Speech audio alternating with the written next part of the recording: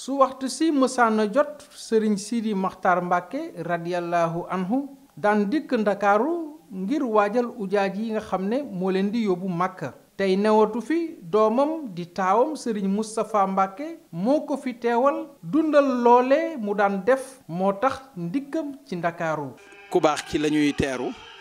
muy sëriñ Moustapha moom Cheikh Sidi Mokhtar mi fas yéene yeggale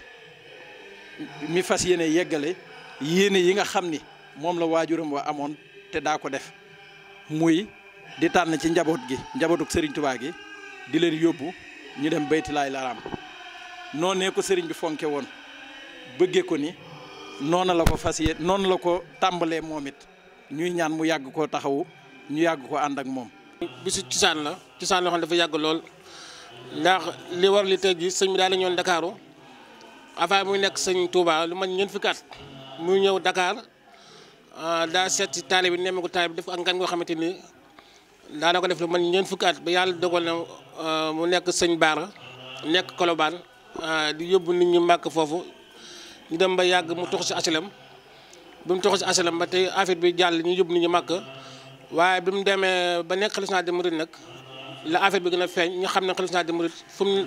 garab mënut a nëbbu. ay seede di fàttaliku jëf ju rafet gu tedd bu sëriñ bi daan def ci jullit yépp tooyalaat na xol yi. lii ñuy def nii tey lu mu yàgg bëgg la yóbbu ay nit mag moom ci boppam moo daan ñëw teeru nit ñi yóbbu leen dana fi toog ba nit ñi jógee Médine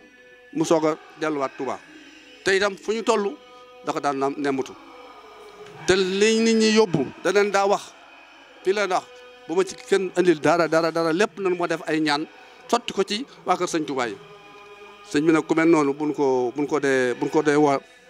waaw maanaam doomam ji dafi ñëw sëñ Moustapha xam ne sëñ bi ko yaral boppam